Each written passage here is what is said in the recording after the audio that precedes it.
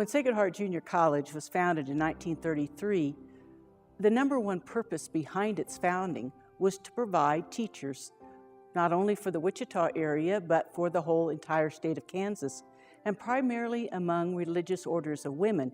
It's these individuals who needed to have the credentials to be able to go in the classrooms. It was fulfilling a need. We always have made sure that that educational product over the years has provided a strong foundation in the liberal arts, because you have to cover all those subject areas as you teach in our classrooms and among the young people today. When I look to today, and then I step back and do a historical synopsis of what's happened over the years, one of the things I note is that the education department has always moved to fulfill the need at that time. If we needed a 4-year program, we moved to a 4-year program. Today, we have partnered with many of the community colleges and provide those final 2 years that they need to provide teachers for their particular area, whether it's in the public schools or within the Catholic schools. I think this is a great service that we're doing, and I think it would really parallel exactly what our founders wanted to have happen. Teachers in our world are the people with the most hope, because they spend their days with children who have not yet learned that they should not have hope and should not be excited about life.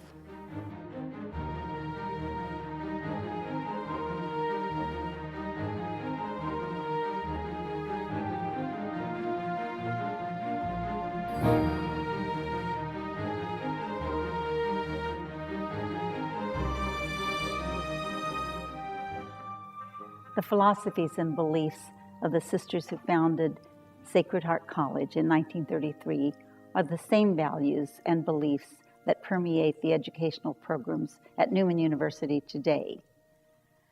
These values and beliefs are based on our understanding of the person as a unique individual who must grow not only in mental and physical ways, but also in spiritual and moral dimensions.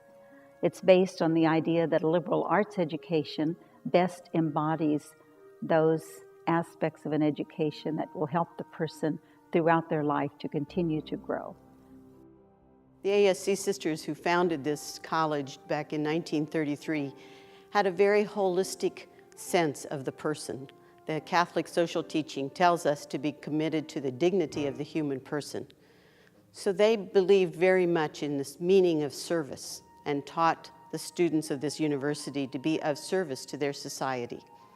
They also believed in nurturing life, which meant that in all ways we learn every day how to nurture life in our society.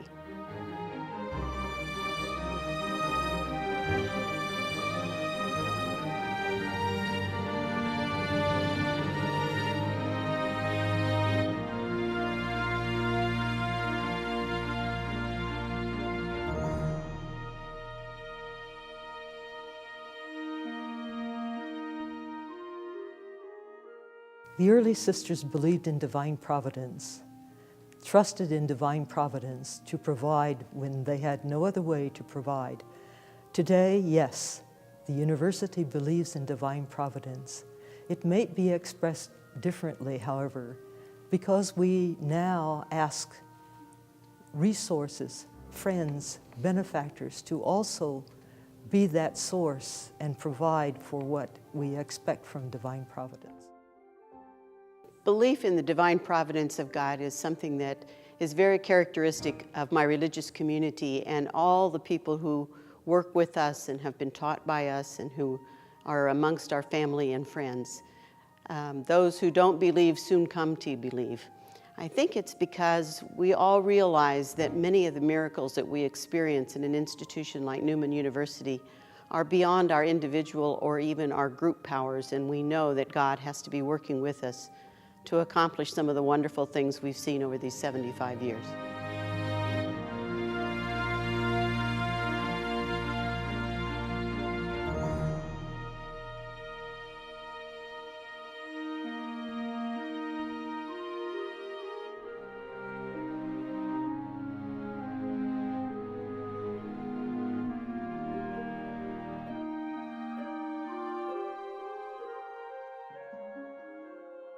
From the very beginning, our sisters believed in the empowerment of the individual, in helping at that time, many immigrants to develop their full potential through education.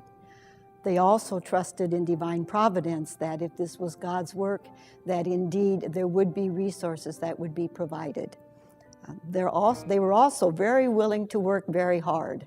In the early years, they performed not only the teaching, but they also did the other tasks required in a higher education institution. And I see that continued in our faculty and staff today.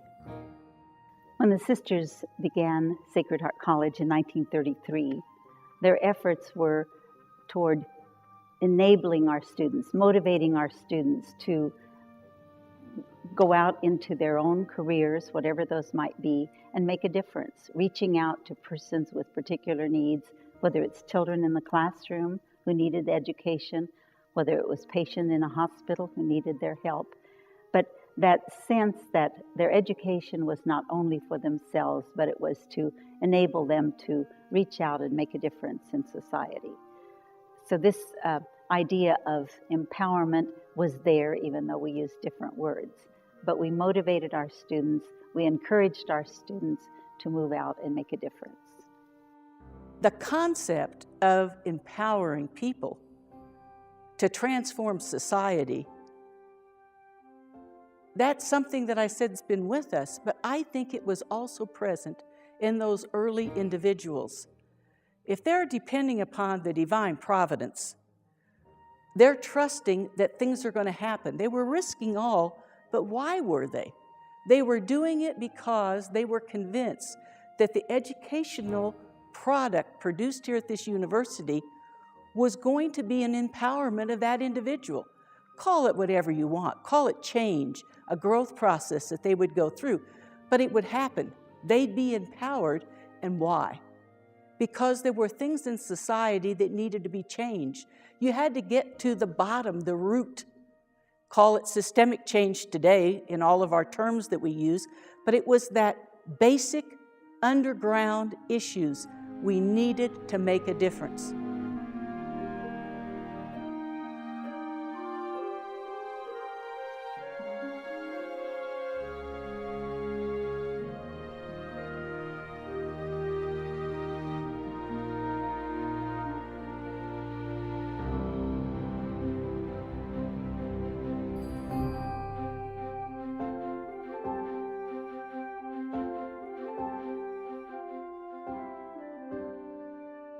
The mission of the Adorers of the Blood of Christ, a mission of service in the world, is very much a part of the mission of Newman University.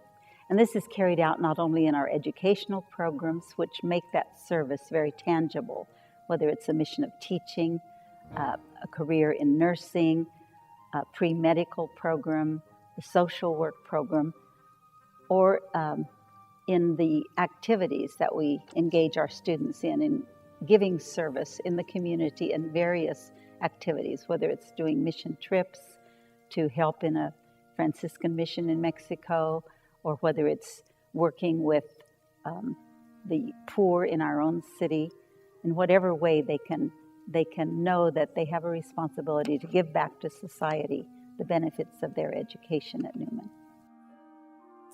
Over the last 75 years, there are so many programs, activities that have been provided for students that are a way in which they carry out here on our campus, as well as later in life, the very values and the beliefs that are a part of our mission and our philosophy. As we ended the 1990s, we started a new program.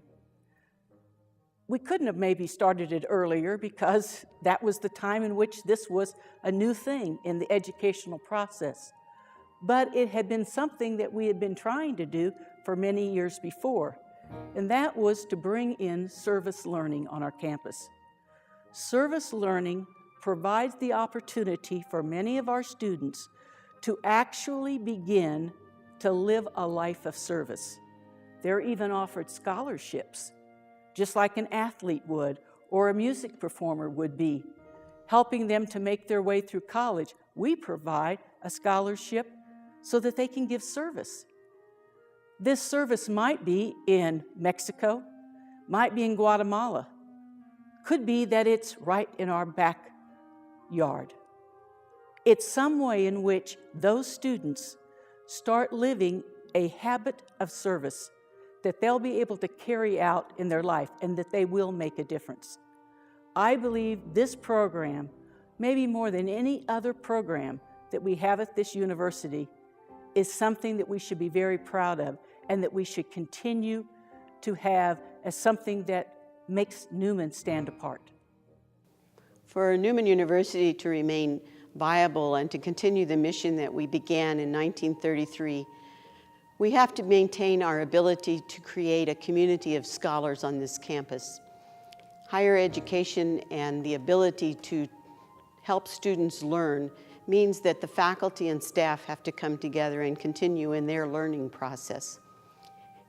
The ability to create a community of scholars is something most people in higher education, faculty and staff, are eager to do.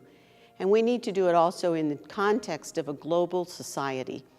Our world has shrunken in terms of its ability to communicate with each other because of technology. So we need to think far beyond our borders as we come together as that community of scholars. We live in a very rapidly changing environment and world. And for our students to take up the challenge we give them to transform society means we need to work with them while they're here as faculty and staff to give them the skills and the abilities and the motivation to leave here and be transforming agents in our society that will help us reach for the common good.